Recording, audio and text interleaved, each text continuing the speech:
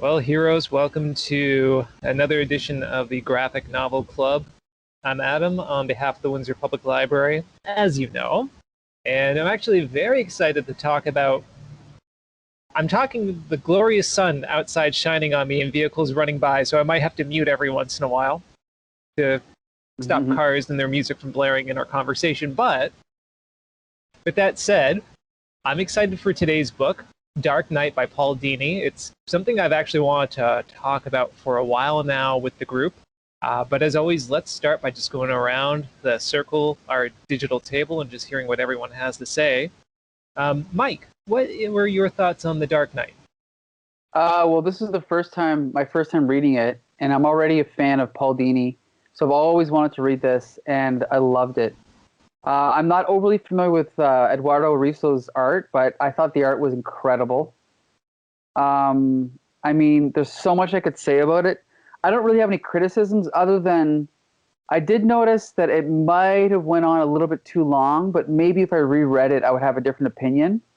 But other than that, I mean, not only do I think it's a great story, I think that it's a great use of the medium and the way that he changes art styles. And also, I think it's beyond the fact that what happened to him was horrible, I think it's also an interesting exploration of how valuable or, if superheroes are valuable. And I think this story addresses that. So I think that's really interesting. Okay, great. Thank you, Mike. Jolie, what were your thoughts on Dark Knight by Paul Dini?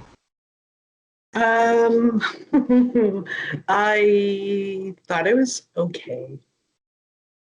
I really enjoyed the art, just the painted parts of it. I just I admire what what he was trying to attempt or trying to show us. And I feel like maybe in his own mind, um, writing for the Dark Knight in a cartoon and what happened to him in real life, I feel like it in his mind maybe meshes better and it doesn't really come out as well on the page. So I have like mixed feelings about this book. I agree with Mike. I am with Mike where I totally agree. The things that happened to him and the things that he allowed, the way he allowed himself to get hurt were terrible. But like, I'm not sure, maybe we'll explore this, but like, is this worthy of autobiography? I don't know.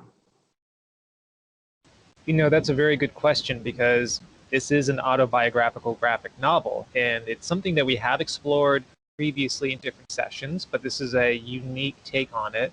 I do want to explore what is unique about it, and I think that is a question we're going to have to ask. Thanks, Julie. And Alicia, what were your thoughts on Dark Knight? I really, really enjoyed it. A lot of what's been said before, I agree with. I feel like at the ending, it felt like, okay, every time I was like, wow, this is a perfect way to end it. Then I turn the page and there's more. And oh, this was the end. Then you turn the page and there's more. It was getting a little bit long towards the end. I feel like a good editor would have helped them to make it a little more concise. And I realized some parts at the end were to explain different things and tie up loose ends, and that was fair. But after that, it just started to be like, what? I really enjoyed it. Like everybody's had that moment in their life where the rug has been pulled out from beneath them and they realize that they're not invincible.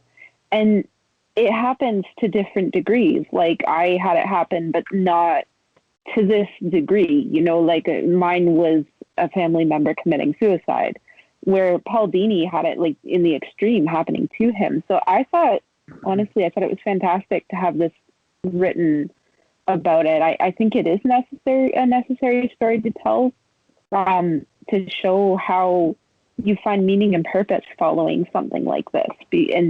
Because I mean, for him, it's very open-ended. It was a random attack. It had nothing to do with him personally. He happened to be in the wrong place at the wrong time, and there was no closure, right? Like he never found out if the guys were caught or not, and so it was really interesting to see how he found his own closure to it. And there was another moment after coming out of my own surgery a couple months ago, my jaw surgery.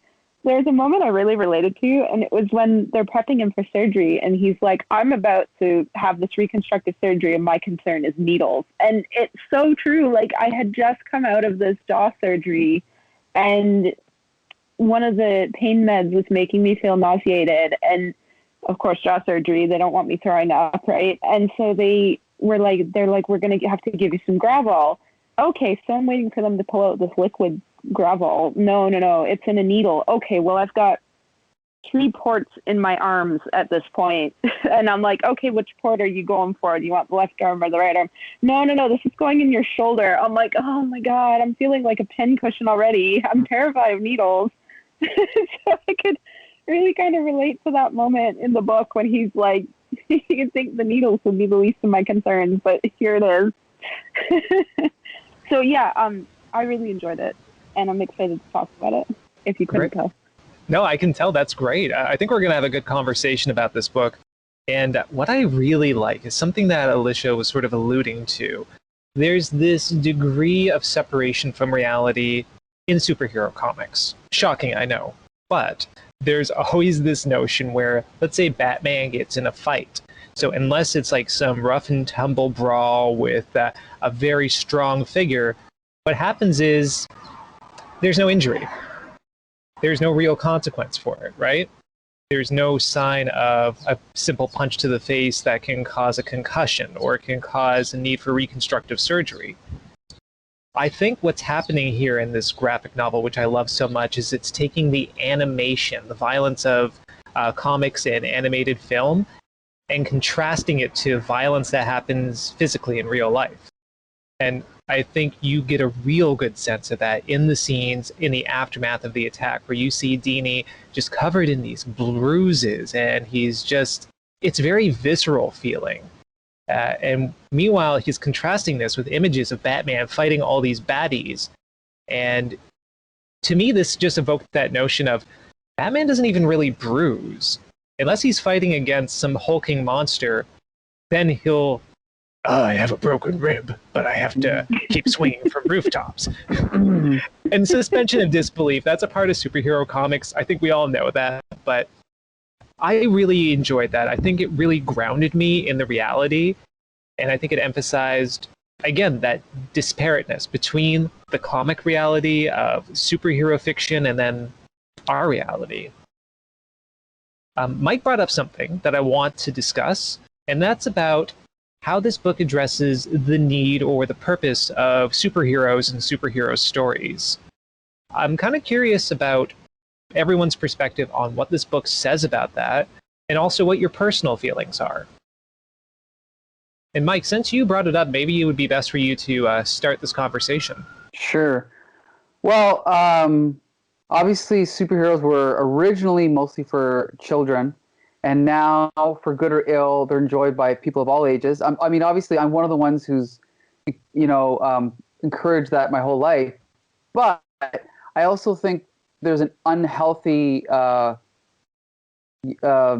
obsession with them in a certain way. But on the other hand, like, for example, I think the Snyder Bros have all got it wrong, in my opinion. But I think that there's another way to enjoy superheroes that most adults don't. And it's usually just through, like, allegory, right? So if you were to take Superman, maybe the allegory is when you're in a situation where you have great power, then the allegory is to use it for good, right?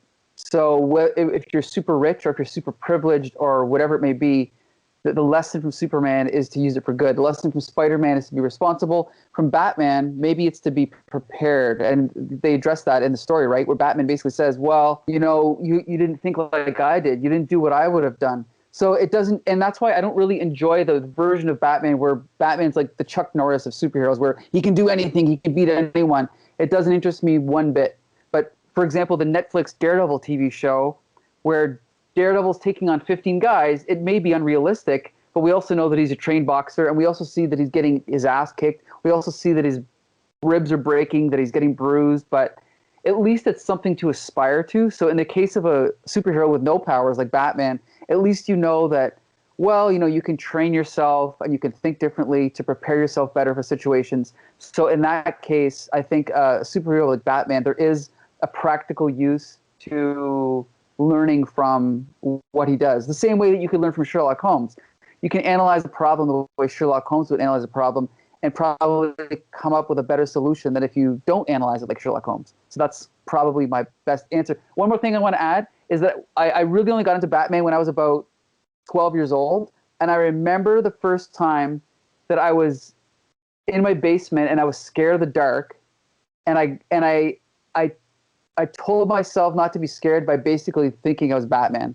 So I think that is the value of Batman right there, is to not be in fear and to be prepared for any situation. So there you go. Hey, and I think, Batman, especially for our generation, respectively, I mean, there's like a kind of a tiered of generational gaps between our members here, but, he's always been this sort of constant pop cultural icon, and he has changed a lot. I mean, even before a time, you just have to go to the Adam West series to see such a huge transition and change. And it seems like as the decades progress, Batman is meant to become darker and grittier, and I don't always know if that's for the better. I actually really like the era, and it's maybe nostalgic glasses coming on for me, that is around the Batman animated series. Sure, yeah.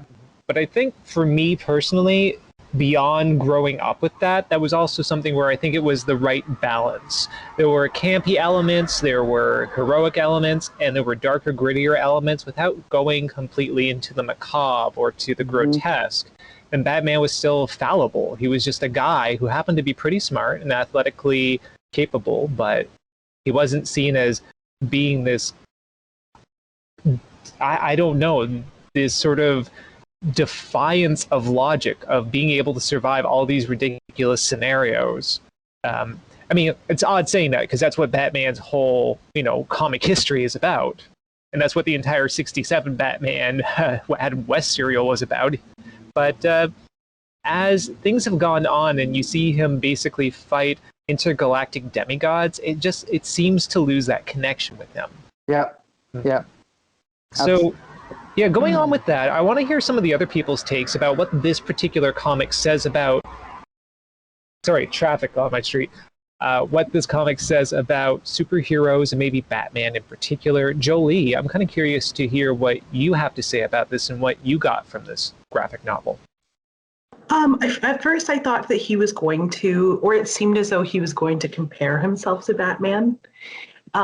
It certainly felt that way for a while until you realize that no amount of comparison to the characters that he was writing for, or like surrounding himself with, none of that, like no amount of that was going to get him out of whatever depression he was in until they reached the point of, were they in a record store or the grocery store when that woman or that gentleman was like, "Oh, hey, you're Paul Dini. I love Tiny Toons." I think that was the record store. Yeah, the record store. Yeah. So I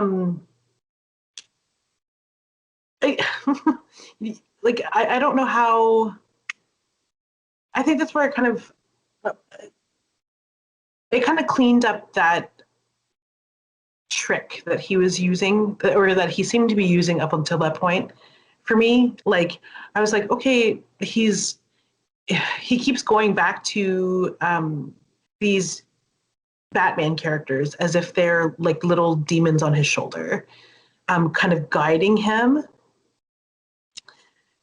Mike has now joined us from 1974. Like, what is that veil of rainbows? Oh, did I do something? No, I think it's just the way that the light is hitting. Oh. That's weird.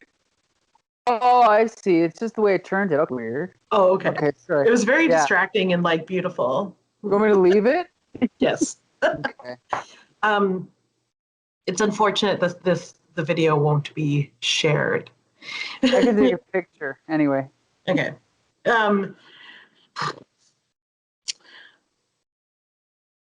So up until the point where it takes just a regular human telling him what his worth is, instead of all of these characters who are never going to tell him what his worth is. They're just going to continue to kind of drag him down. I felt kind of like the payoff was not as spectacular. So it's like the book is about how he surrounds himself with his work, maybe a little too much. Is it like an allegory for how we should just kind of like chill a little and not drown ourselves in our work? Because like, aside from thinking that maybe he was comparing himself to Batman, which was bothering me as well. It was whatever it was he was doing, I didn't like. Whatever it ended up being wasn't as successful, or what it ended up being didn't seem that successful to me. Even when it was just like, oh, I'm not comparing myself to Batman. I'm not comparing myself to any characters. I don't know. There's something about this book that I can't put my finger on that I like don't like. It's a cool world where like there's animated characters and then there's Paul Dini, but like it's all cartoons. But it just doesn't, the whole what it is that he's doing just doesn't sit right with me. So I don't know that the mechanic, like I can argue an answer for this question if I just don't really like it or totally understand why he did it. No, I think that's valid to bring up. One thing that I interpreted, and again, this is just my reading of it, I really felt that all the imagery from the animated Batman characters and also depictions of characters as they were featured in Batman comics at the time that these events were taking place, I think it was echoing what happened very early in the book when Paul Dini was calling back to their childhood, and they would have these fantasies about cartoon characters and comic characters in their classroom and in different events in their life. And I kind of took this as almost a postmodern take on our immersion in popular culture, that there was a phenomenon that happened when I was in high school that I called to my friends Simpson speak, which was that no one could say anything original. Everyone would just say quotes from The Simpsons because it was so ubiquitous. Everyone watched The Simpsons. Everyone would quote lines from episodes. And it got to the point where I actually had one day where I didn't hear one original conversation that my peers had. It was all just quotes, maybe just not from The Simpsons, but from different media. Mm-hmm. And to me, I think that's kind of representative of what happens with popular media. It informs and it kind of clouds the way that we interact with the world. I think because Dini may have been so immersed in cartoons and comics, that was his lens that he viewed the world through, which is why this mechanic was used in the graphic novel. I also think about something Alicia and I talked about a long time ago, but you probably remember the notion about people thinking in their head like their characters in the novel, like they're actually narrating something as they go along because they're such, such readers. They just read so frequently. So with that said, I don't know if that defends the mechanism. I don't want to try to defend Dini's use of it, but I think that is what he was going for. And yeah, what is it? I also want to admit too that I'm experiencing. I have to say it because I think it's just dawning on me now too. Is that it seems narcissistic, and maybe that's why I'm also experiencing some hesitancy. Usually, things that are like appear narcissistic or material, like sort of superficial, I kind of get defensive around, or I put up a wall. Well, hey, this is a work where someone is talking about himself and is having this narrative about what he went through. I mean, all autobiography in a way is kind of narcissistic, but I want to talk more about this when we talk about the autobiographical element of it and really come to terms with, is this narcissistic or is this a very open, honest depiction? Because I think there's room for conversation there. I don't know. Like, I really don't think I don't see any narcissism here other than the existence of a biography. Like, I remember once someone said that they thought that all art was self-indulgent. And I thought, I don't know. That'd be like saying all architecture is, Gothic. Like it can't be that all encompassing. And so with this book, I would say it's not narcissistic only in that he portrays himself as kind of pathetic, right? Like getting his ass kicked, being taken advantage of by this girl. I don't know. I mean, I think he was pretty brutally honest and harsh on himself. So, Well, I mean, obviously, narcissism is like inherent in autobiography. I could argue that. I think another word that came up is self-indulgent. To me, it seems like there are parts where it's overly indulgent, I guess, and that's where I'm like, okay, like there's a lot about his relationships with beautiful women that is like we were describing earlier, like it could have ended, or there's a lot of things that could be edited out that were not particularly relevant to his journey. And while part of his romantic relationships is relevant, I don't feel like all of it is. Like the resolution with some of them, yes. Or not even the resolution, because he doesn't even talk about her again. After she pretty much friend zones him in the cafe. We know, Jolie, there is no such thing as the friend zone. We know that. Well, she drops him she drops him completely into another like dimension. Then There is that. You know what? Just before you go on, I want to put a pin in that because I actually do want to talk about this piece of the conversation next. Just before we get going, though, Alicia had something to say when we were talking about the aspect of what this book said about superheroes and the purpose of their narratives. We didn't hear from her yet, so I just want to get to Alicia before we move on to that next part of the conversation.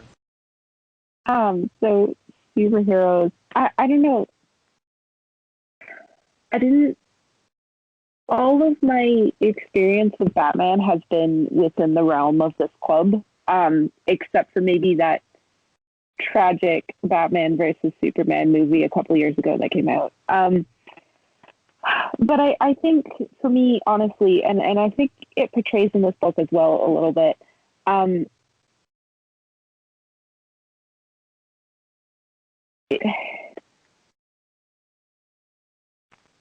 I can't think of the word. I cannot think of the word. God help me.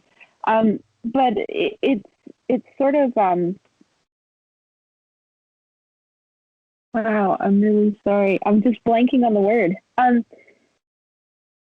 You can kind of like feel better about the way the world is by imagining these superheroes righting wrong, right? So you see after he's got the tar beat out of him, he indulges for a little moment and he imagines Batman punching through the windshield of the car and beating the crap out of these two guys.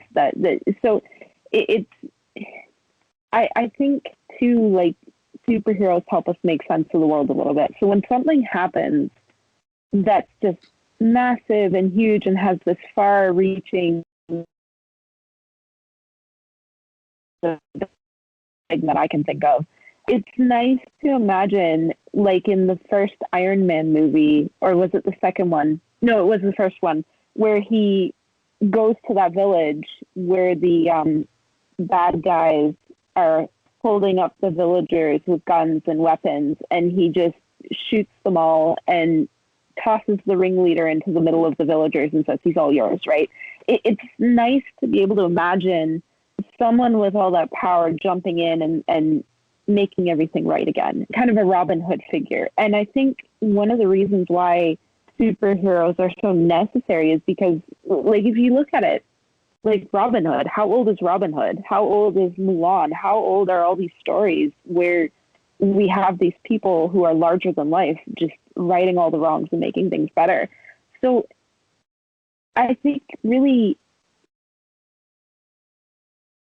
something that we can turn to, something familiar, where we know that by the end of the movie, everything's going to be okay.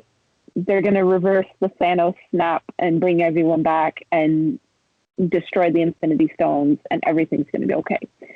And there's something comforting in that. So is it a little self-indulgent? Yeah, but it's not realistic. No, it's not realistic. But I think that's why it's so comforting, because reality is random, it's harsh, there's no reason behind it. So to turn to something like a book and have a reason behind something, like, I don't know, I think it's necessary. I hope I answered the question. I think you did, actually. And in fact, I think you hit on what my point was going to be, just to wrap this part of the conversation up. It's the fact that Paul Dini, in this book, he contrasts this very curated world of superheroes where there is a purpose. I mean, not only does he involve himself in superhero stories, he's a writer, and writers are all about creating a world that makes sense. Character motivations are dictated by logical reactions, by actual events. Things aren't random. And then he's confronted with complete randomness, this attack that he endures. To me, that is the strongest piece of this whole narrative for me. It's the fact that it's a contrast between a writer and also a comic fan, where he's engaged in these sort of escapist fantasies and worlds that make sense versus a reality that is random and doesn't make sense. And I like the fact that the story doesn't offer a resolution. Like you said, the muggers are not arrested, or at least it's not indicated that they're found. There is lots of trauma that Paul Dini is suffering through and continues to suffer through. And it poses a question more than anything, which is, I love superhero stories, but what do they actually do for me? And what can they actually do for people? And I think the fact that the story doesn't actually answer that question is very crucial. Mm-hmm. So with that said, I do want to get back to that conversation that was taking place, because I think this is a very fascinating thing to explore. Actually, Alicia, since I haven't really heard from you on this, what do you make about the autobiographical element of the graphic novel? Do you think it was successful? Do you think it was self-indulgent? What's your take on it? My take on it, and maybe I'm taking the really obvious route, and maybe I'm not going deep enough with this, but I really feel that because we were talking about the autobiographical nature and using these characters, the Joker and Batman and Poison Ivy, etc. I think for me,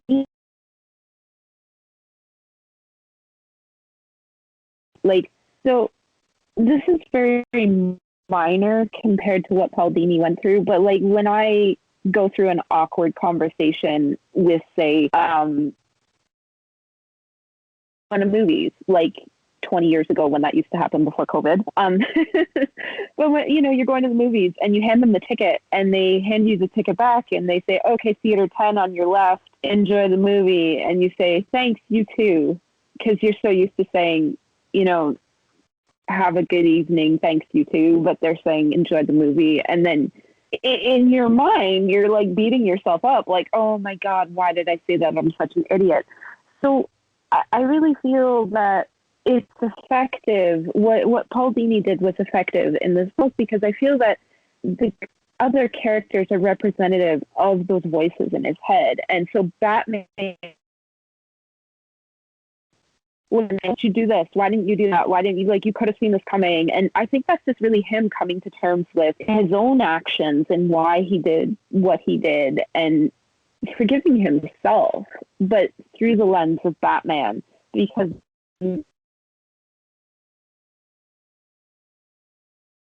mentally, right? I don't know, that's my take on it.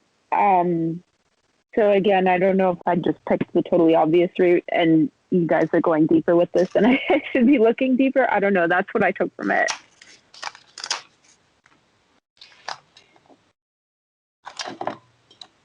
I think, no, that is a good exploration.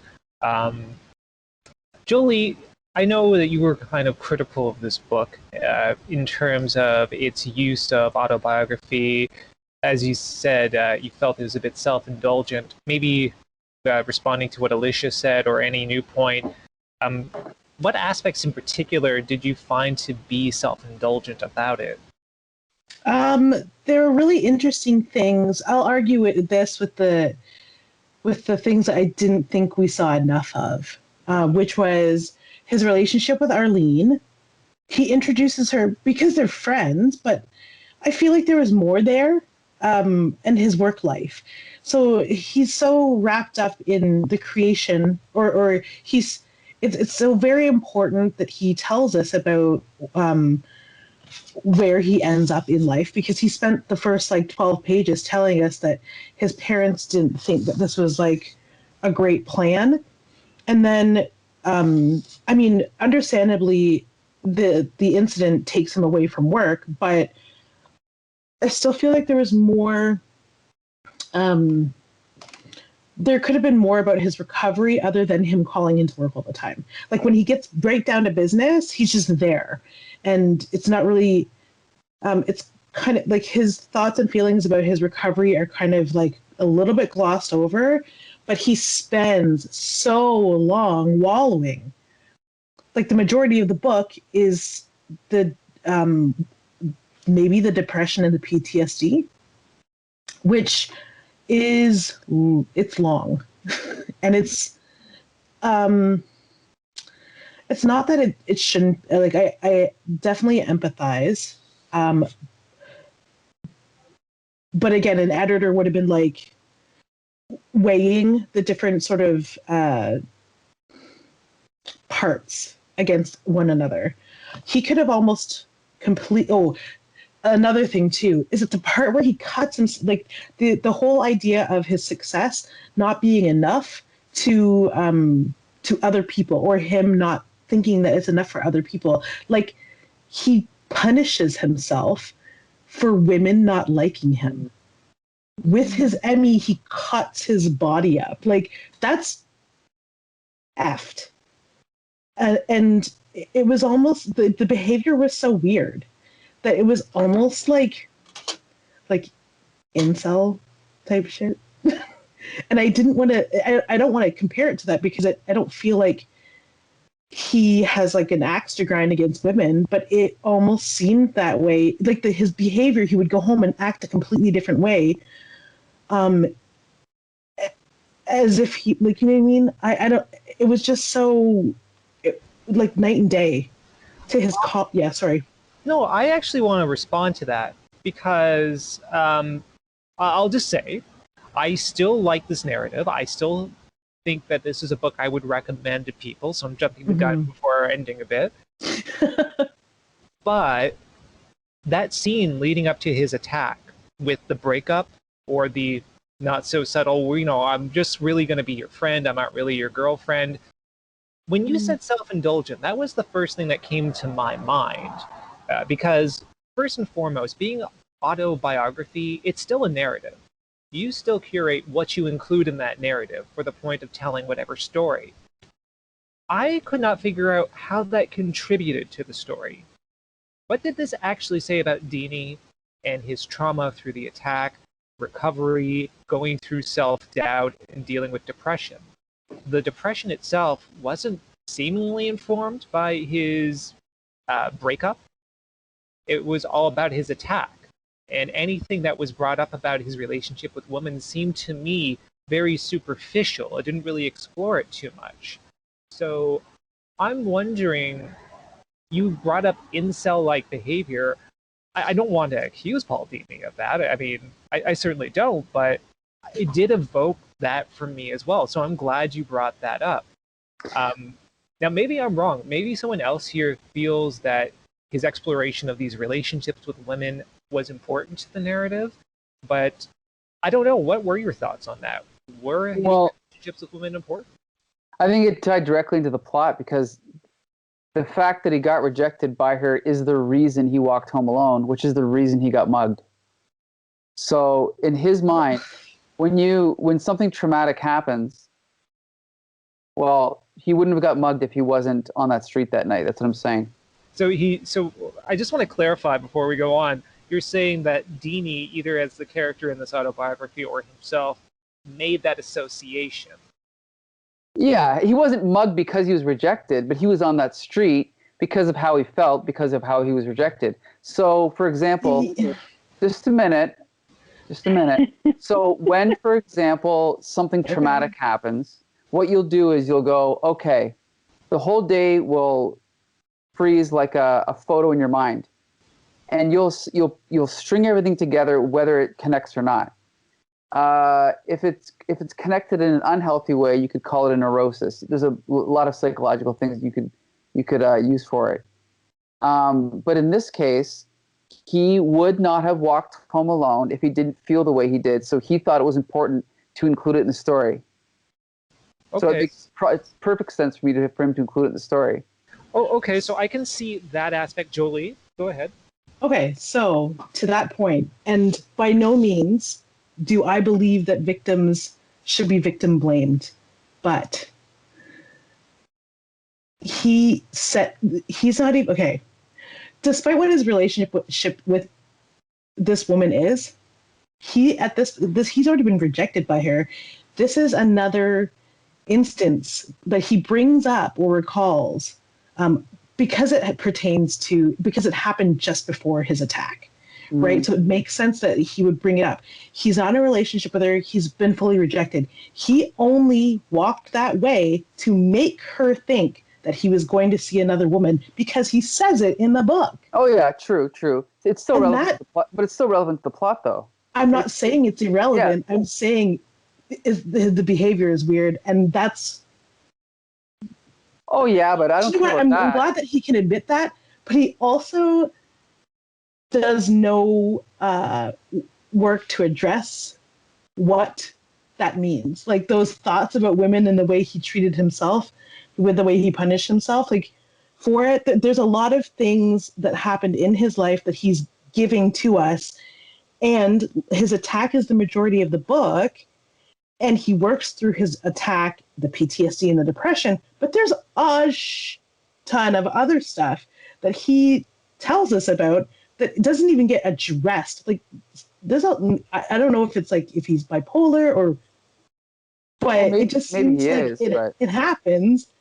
And like if he's trying to explore his own mental health, he doesn't address these other very alarming things. Yeah, but they might not be alarming to him, so I don't think it matters.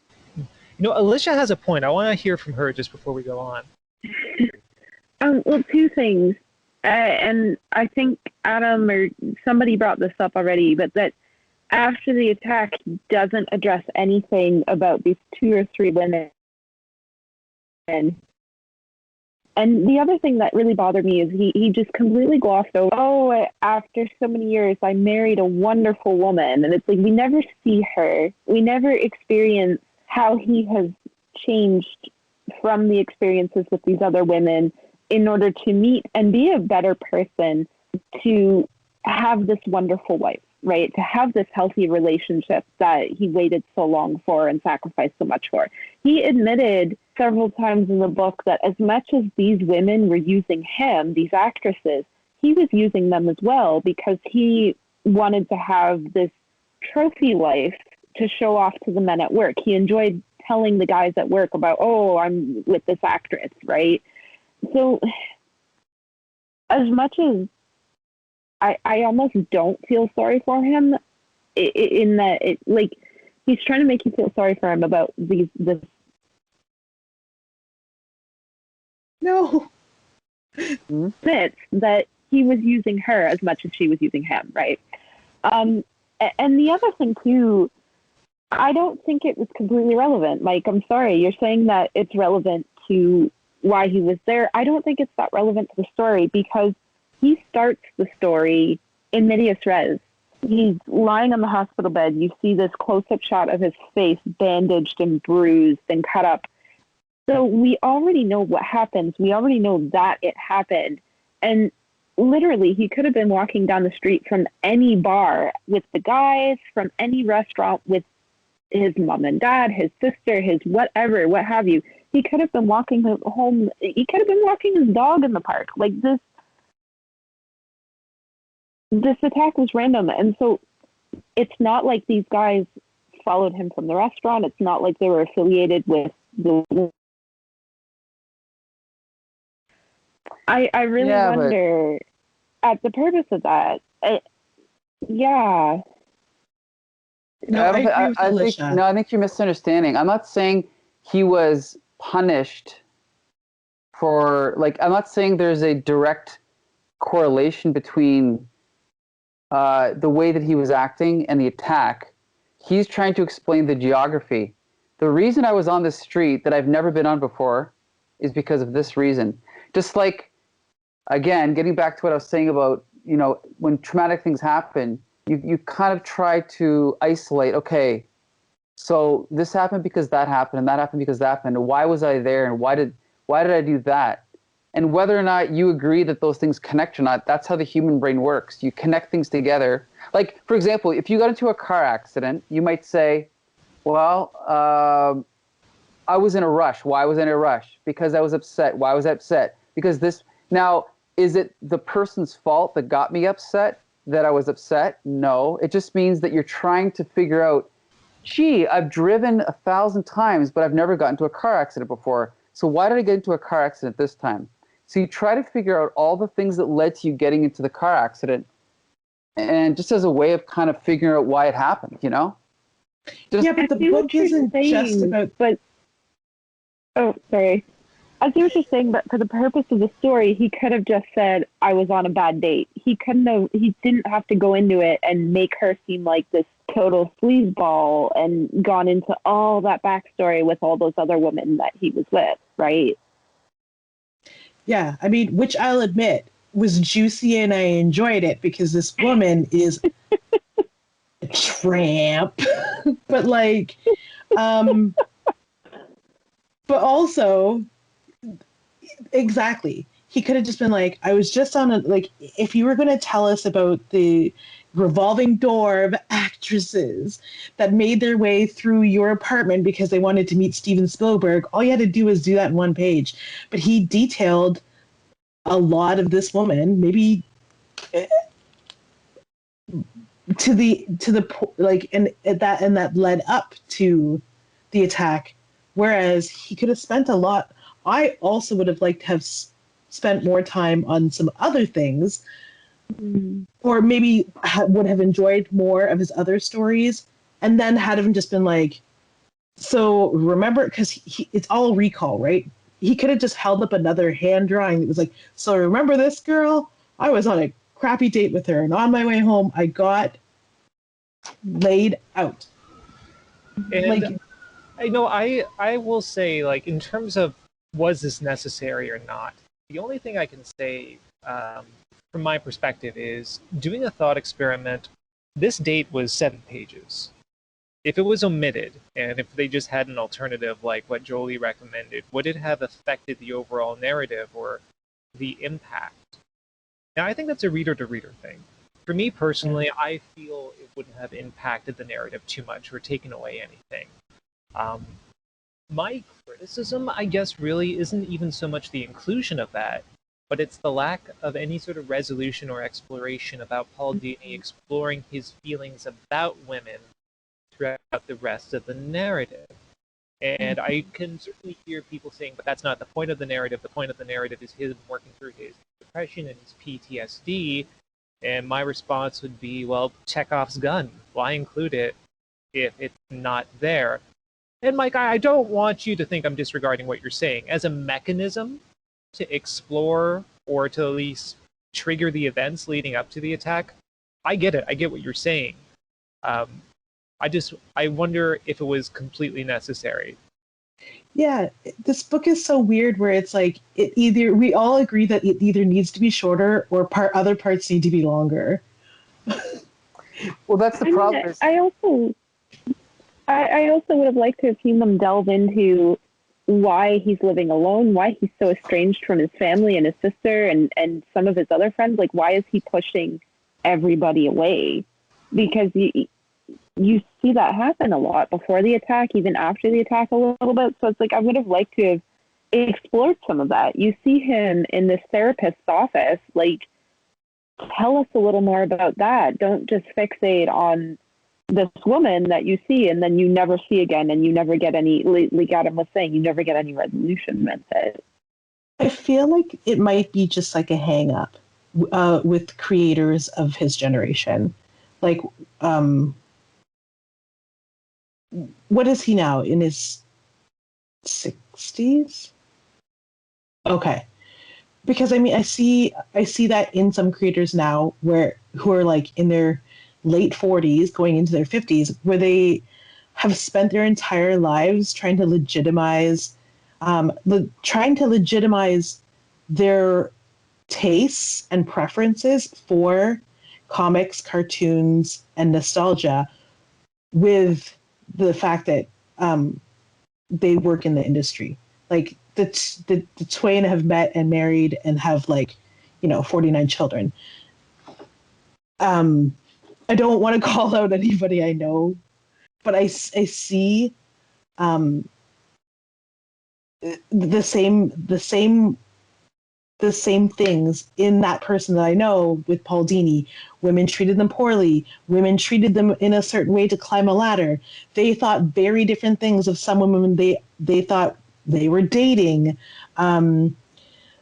They had to explain to their parents that this, you know what I mean, like the cartoons that they were drawing, or they continue to draw, or the collections. They don't need to buy a home. All of their figurines fit in their apartment. It doesn't matter how successful they are. Like, the pop figurines go on the shelves with the Emmys. Like, they don't. It doesn't matter to them. The money, I guess, but like, I can't remember what we were talking about initially. But there's just, I don't want to say that it's a generational thing, but I can't help but see it in some creators of a certain age that, like, at the height of their careers in the 80s and 90s, like, I don't know, maybe. Ooh. Well, with that said, I mean, we are talking a lot about the biographical elements of this. I think we all agree to one extent or another. Some things could have been embellished more, some things could have been excluded, because we've all said to one degree or another, the book could have been shorter, or it could have felt more concise. What I want to talk about next is actually what Paul Dini does do, which is talk about depression, PTSD. Because for me, barring any criticisms I might have over the mechanics or methods, I think it was very effective in talking about that experience. And I just want to go around the table here and just hear from everyone, what did you get from what this book had to say about his experience dealing with these things? And do you think that this book could help someone going through a similar circumstance? You know what? Let's actually start with Jolie. What are your thoughts on that? God. It seems surreal. When the last time the internet exploded about finding out whether that there are some people that don't have an inner monologue and some people that do. When I read that he so vividly sees the characters that he creates and works with as, like, characters in his life, that's how wild his imagination is. I was like, that's how I dream, but that's not what my life is like. Like, I couldn't. It almost seemed like he had like day hallucinations, which is like borderline. Maybe you should seek help. I found it hard to relate to in that way, because he presented himself being able to see these characters in a way that made him seem like he had some mental health issues to work out. Not that I don't have my own, but having my own and knowing that mine are not his, it was hard to see. It was sort of it was hard to relate, but it was cool to kind of get a glimpse into his world, as, like, crazy and fantastical as it is. All right, thank you. Mike, what are your thoughts on this story's depiction on PTSD, depression, and how it affected Paul Dini, and maybe how someone going through this might react to this book? I think it's really good, helpful, like I said earlier.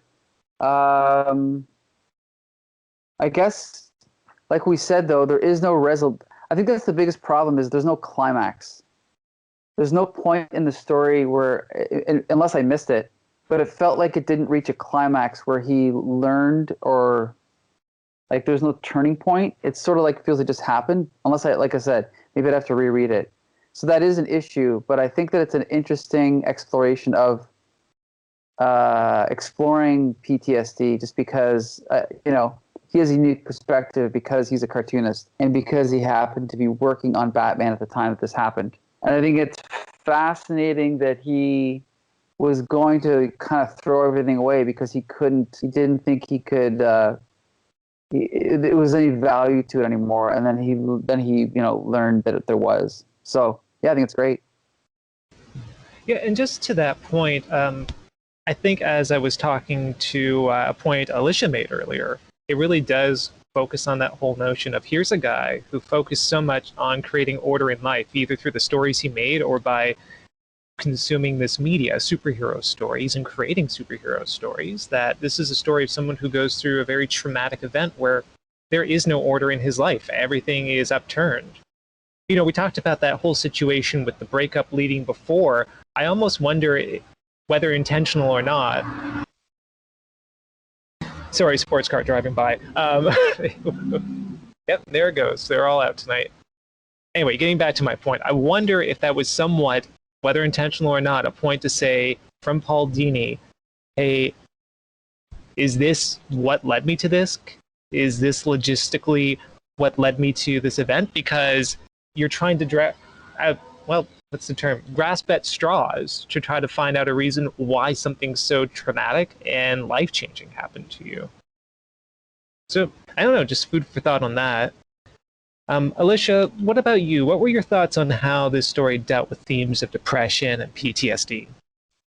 I thought it handled it very realistically. I wouldn't recommend it. I just want to say this right now. Like, if you're listening to this and you feel like you might have depression or you feel like you might have PTSD, please don't read this book and then not seek help. Please go talk to your doctor, talk to someone close to you that cares about you, that you feel you can trust with. Please go and talk to somebody, because these are very serious issues that you can't deal with just by reading a book. So that said, it portrays it very realistically. It was very cathartic to read and to go, oh my God, like I've experienced this, right? Or I can relate to that.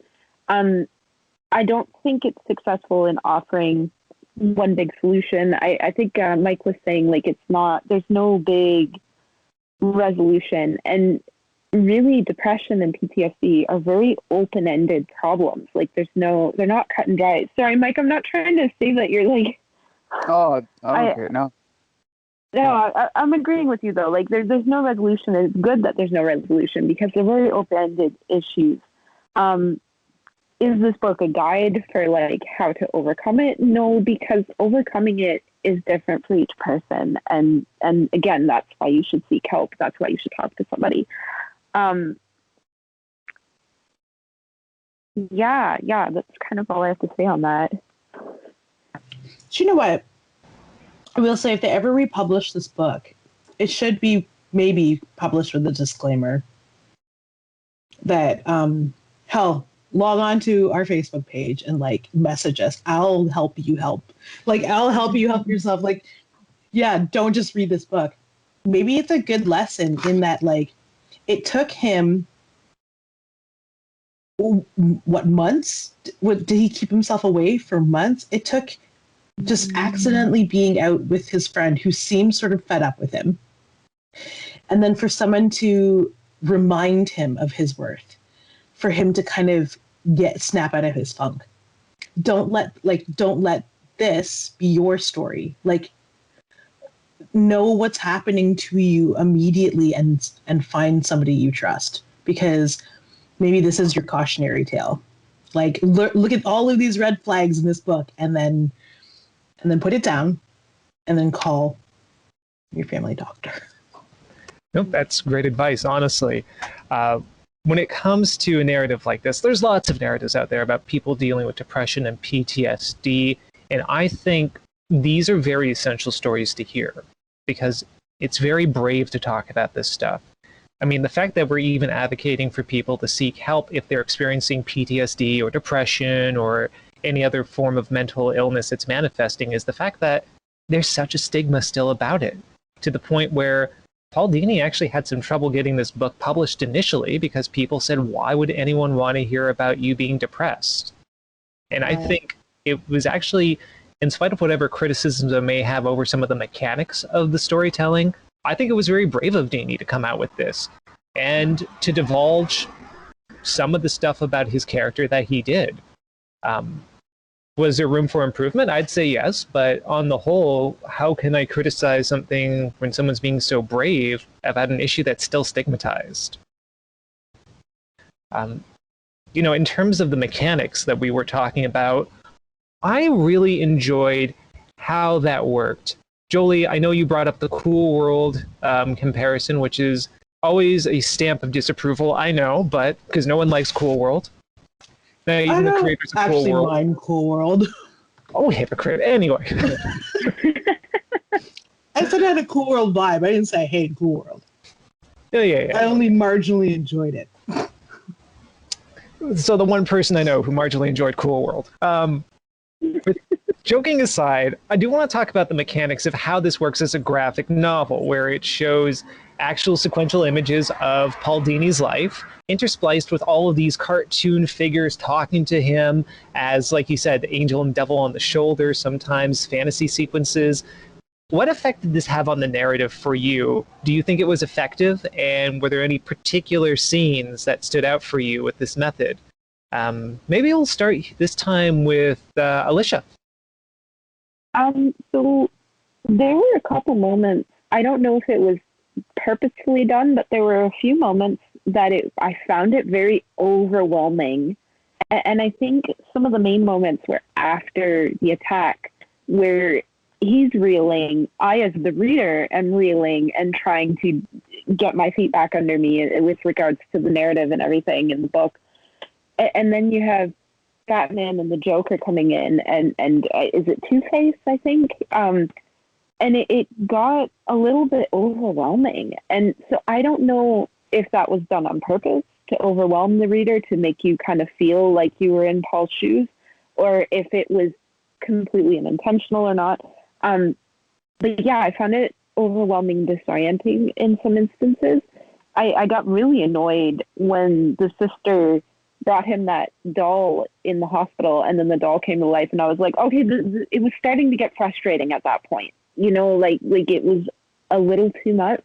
But I enjoyed some of the other moments. Like I really enjoyed after the attack when he was imagining Batman smashing through the windshield of the car and bringing swift justice onto these two criminals. Like I said, there were certain moments where I thought it was really well done. Another moment was when Batman was saying, like, well, I would have used this jujitsu move. And Paul's like, well, I don't know jujitsu. And even if I trained for a couple of years, like, I would never be on the same level as you, right? Or like, you're not even real. So, of course, it wouldn't have happened to you, right? And then Batman's like, well, you could have knocked on a door. You saw the guys coming. And, like, how often do you see it coming? And you see it in hindsight, and you wish that you would have acted, but you didn't, right? So I thought that was so fantastically done, those moments. So again, I think a good editor could have toned it down a little bit so it wasn't so overwhelming and annoying in some of the instances. But in other areas, I thought it was very well done. All right, cool. Thanks, Alicia. Mike, what was your take on that technique used throughout the graphic novel?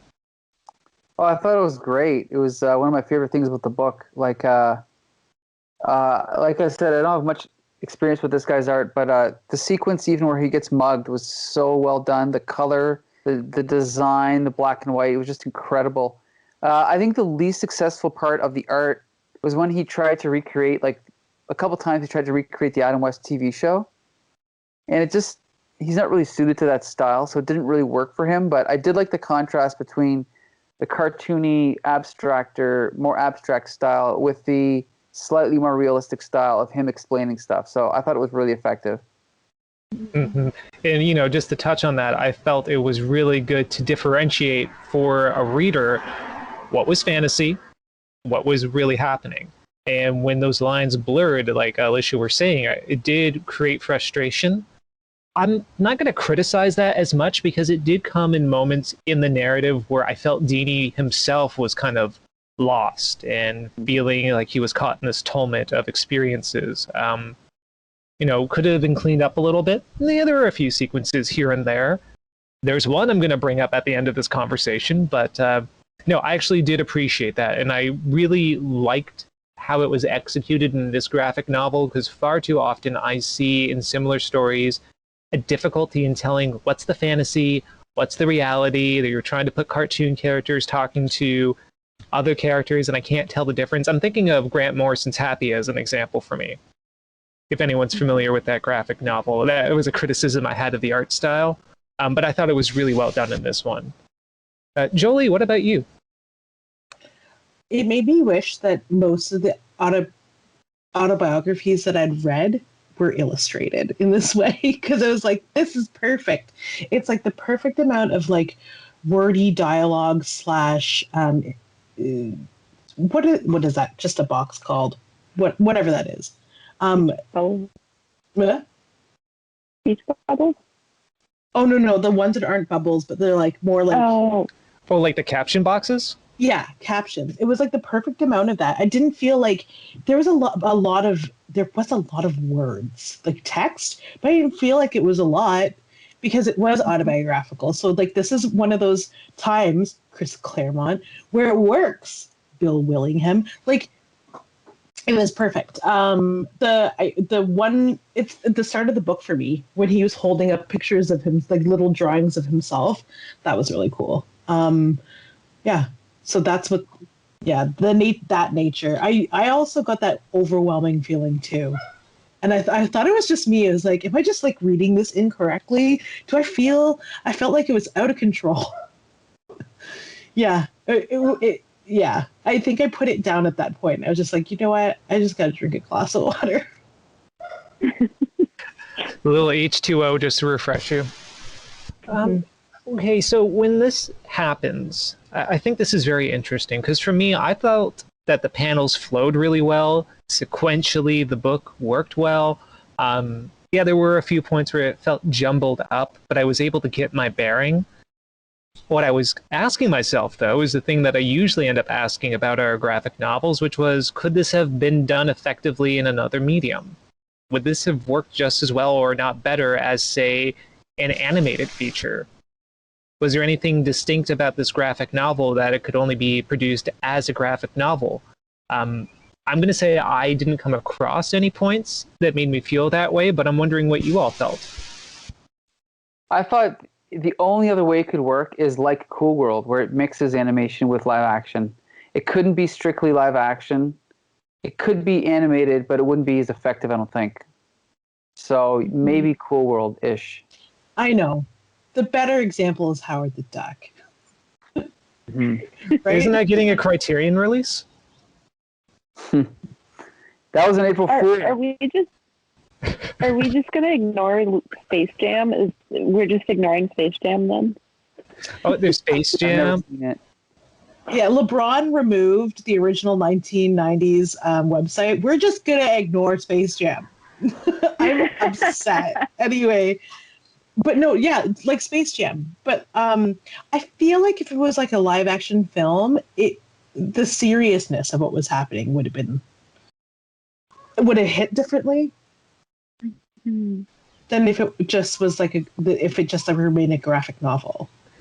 Now, I'm curious about this because I've seen animated films that actually have varying animation style within the same film. So they will have, for example, kind of cross-hatched, sketched characters that are with more brighter, fully animated characters, and it gives you a contrast of where they're coming from, who they are actually belonging to different worlds. And I wonder if that would have been effective here. Now, in terms of the layout of the panels, passing car. I don't know why my street's so busy tonight. So in this case, I think everything flowed really well. But when we talked about vision, one of the saving graces of it being a graphic novel for me was that one panel sequence I brought up with the suspended water in the air. and all the panels surrounding it. Were there any sequences like that which could only be done in this format?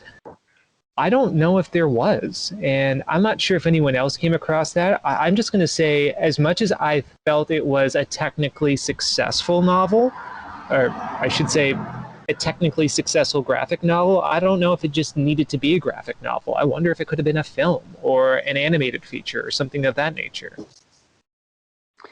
Well, the other thing is that since Batman is a comic, to me it makes way more sense to just keep it as a comic, you know? Or at the most a cartoon. It pushes the boundaries of what the medium he is writing for can and will do, like on all levels, especially for the time that it was published. Like you said earlier, he had a lot of pushback about it actually getting published with good reason, because of the nature of the content. And I think it has to be a graphic novel for that reason. It has to be a graphic novel. It has to have been a graphic novel released when it was. Like, if somebody released that today, I don't know that it would hold the same weight as it did in the 90s. Well, actually, I should mention this is a relatively new graphic novel. I think it was just released 4 years ago, I want to say. Yeah. Oh, wow. Really? She's not paying attention to the credits. Oh, yikes. Well, I mean, but hey, I mean, it immerses you in the atmosphere of the time then. do you know what? Now I'm really disappointed. 2018 is when you released it, and you got pushback for wanting to release this? What's wrong with you, DC? Come on.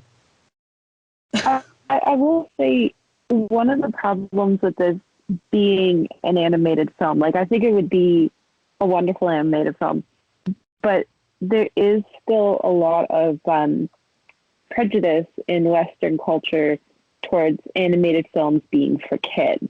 And so something like this, like, you even see it in his job, 20 some years ago, where he's suggesting certain storylines for the Batman television show, and they're like, oh, but we can't do that. They couldn't use guns, and they couldn't, oh, maybe Batman can get shot, but we're not sure. We'll have to see with the ratings if we can. So something like this being made into an animated film, I don't think would have gotten the attention that it got as a graphic novel. Mm-hmm. Yeah, and that's something to keep in mind. Maybe it's the medium is important because of the nature of the story. It's not necessarily it does anything that can't be done in another medium, but it makes sense to do it there. And everyone's kind of alluded to that. I do want to mention one criticism I have before we wrap things up. We've already talked about Paul Dini's lack of exploration about his feelings towards women. Did anyone else feel that there was a little bit of gratuity when it came to the depiction of female characters in this graphic novel? Yeah. I'm going to bring up one instance, maybe before everyone pipes in. Digital page 72. It was a sequence where Dini is entering Warner Brothers Studios. He's getting out of the elevator, and Batgirl comes out. And the first panel, well, it should be the second panel after you have a half reveal of her mask, is a close-up of the insignia on her chest with, the full bat boobs out. And to me, why framing that for Batgirl? I love the Batgirl character. Why do you have to always put her in such cheesecake poses like that, or emphasize looking at her ass or her breast? And there was a lot of that in this book, I felt. What was your take on that? Yeah. Somebody brought it up before I think in another discussion about comics, where women are essentially like, because the artist is familiar with anatomy, they're just the nude figure of a woman, and then colorized without the details. So when I saw that that Batgirl, I was like, this is terrible. What the hell? They're like the women he dates, I wasn't like Poison Ivy, Batgirl, Harley at some point, even his best friend. It was a little bit ridiculous. And I don't know if that's like an instruction of the author or if that is a choice of the artist. Yeah, I was racking my brain trying to figure out, is there a purpose to that? Could it be? I mean, this is why I thought that it was published in the 90s, is because the art style was like, it's sort of the palettes and the art style kind of recalled the 90s to me. And, for me, I think that was purposeful to evoke that time frame for comics, animation, but here's the thing. Like, I don't want people to think I'm not sex positive or I'm a prude or anything. Look, you can have sexy, beautiful women in comics. I have no issue with that. It's the fact that that's exclusively how they're depicted in this book that is problematic for me. When you actually have a real range of diversity of body types for the men in this graphic novel. I mean, at first, that date that he went on with his friend right before he got attacked, I thought that was a fantasy sequence at first because she looked like Jessica Rabbit. I thought he was just fantasizing about going out with Jessica Rabbit. Yeah, it's like, oh, I see. It's Warner Brothers. Okay. Yeah. So, okay, maybe I'm looking into this too much and this is a pet peeve of mine, but I don't know. Like, was there a purpose to having the women look like that? I mean, I will say, to play devil's advocate, if Paul Dini is depicting his imagination, and his imagination is used to seeing these characters depicted in certain ways, I mean, he's going to imagine Poison Ivy lounging across a table in a cheesecake pose, because that's how she was always drew in the 90s. Mm-hmm. Does that make it better? I don't know, but narratively, that might defend that choice. Yeah, it's weird, and I don't know if I just am agreeing with you and not talking about it because I'm like tired of talking about it. It's like always a thing, and it's for some reason just won't freaking go away. I don't know how to make it better. It seems to, once it seems like it's getting better, it inevitably gets worse, and someone gets painted with their with their legs spread open onto another like DC cover, and the internet explodes. So it's just such a weird space for women.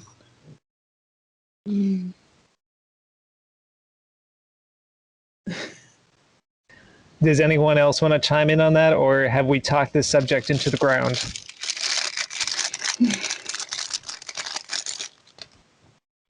Okay. I mean, go ahead.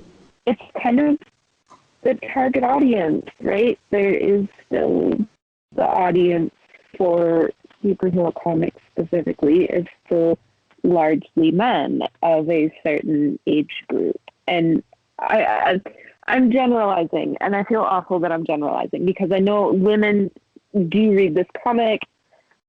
Gender fluid people read these comics. Like, this is not just something that only men enjoy, but men of a certain age group are largely the target demographic. And so it makes sense for women to be portrayed only one way. Yeah. I would argue at this point with the passage of time that it's not even just like an age group, it's just like a certain taste level that's shared, and it continues to be shared. It's like there's a reason why the Grimm fairy tales, those books continue to be, they continue to top sales charts, indie sales charts in the thousands, and that their variant covers, their nude variant covers, still like speculators can sell those for like hundreds of dollars. There's a reason why. It's because that taste for comics still unfortunately exists.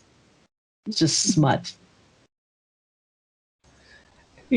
Here's my thing, and I don't know if I'm going to lose some confidence from people in saying this.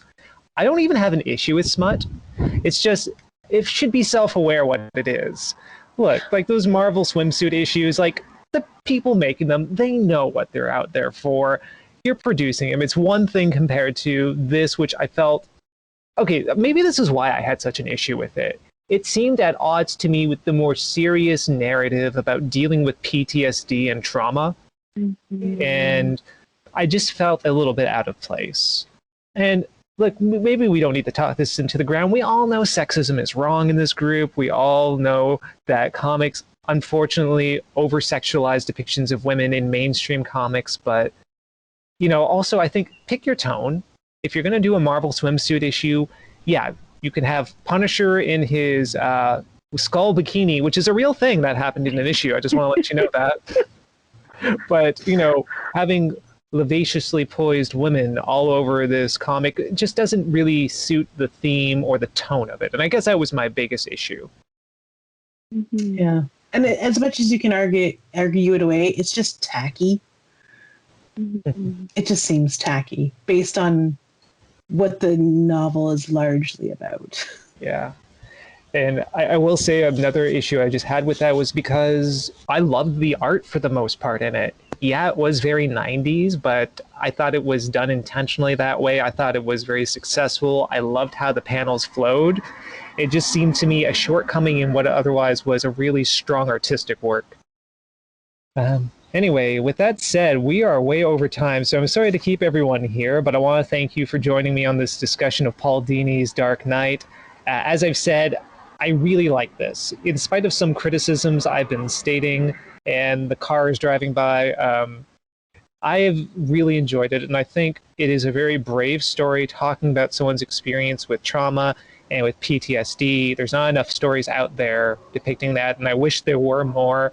I think it's great, and also as someone who's immersed himself in comics, in fantastical literature, it's also great to see someone else depicting what their brain is like, having immersed themselves in that. Not that I see cartoon characters like, you know, Mr. Magoo coming next to me saying anything, but...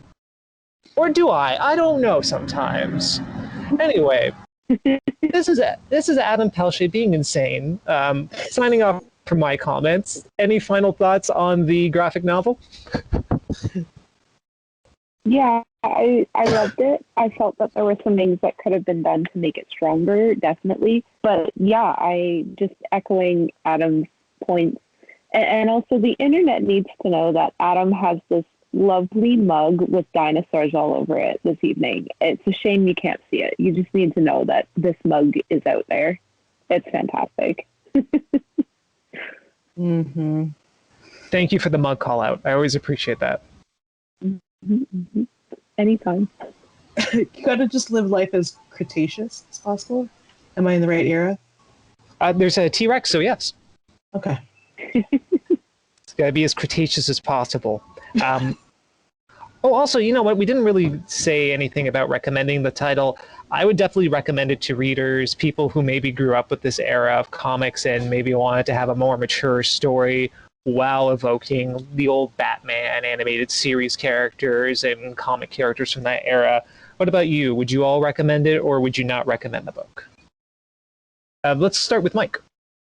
I would, yep, absolutely. And apparently, I knew about this, but I forgot. But he's also done more Batman. So if you really like his art style and you want more Batman from him, he's done a few stories with what's his name, Brian Azzarello. So check them out. Oh, cool. Great, thanks. Jolie, what about you? Would you recommend it? Yes, I do. As critical as my eye is, I mean, I always approach everything with an air of suspicion. So, just be less critical and less bitchy about it, and just give it a read. It's really good. If anything, for the art and just like the little Easter eggs about. If you wanted to know more about Paul Dini's life, for sure, it's very traumatic. Prepare your heart for it. But yeah, I definitely recommend it. And Alicia? 100% recommend it. Don't read it before bed. Don't do that to yourself. But yeah, I just echoing everything everyone said. The art, the barrel storyline, the nostalgia. Read this book. And Adam's got me on a dinosaur tangent, so I'm over here trying to find my dinosaur book, and it's bothering me. So I'm going to go do that after we sign off. Thank you. One other thing I just want to say, I would recommend this to someone who says, I don't hate the idea of reading a Batman book, but I don't want to read a superhero story. Someone may scratch their head and go, well, how the hell do I recommend something like that? There's other stories out there, but this is definitely, I think, a good left turn for those hesitant graphic novel comic readers to show the medium does more than just your basic A to Z superhero narrative. This is something a little bit different, more experimental. Give it a shot. And I do want to thank DC actually for publishing this, even though they put some brakes on it at first. They eventually, I think with a new editor-in-chief, although I don't know the exact details, they decided to publish it. And doing that for this content in this book, I think is great. Anything getting more word out about issues of mental health and dealing with depression and PTSD is necessary. With that said, do you want to know what we're going to be reading next? Absolutely. Yes, please. Okay, cool. So our next book, which is also available on Hoopla, is going to be Volume 1 of John Allison and Lisa Tremaine's Giant Days. Ooh, okay. So I will create a Facebook page for that, if not tonight, sometime tomorrow. And with that said, heroes, thanks for talking about Dark Knight with me. Have a good night. Stay safe out there, okay?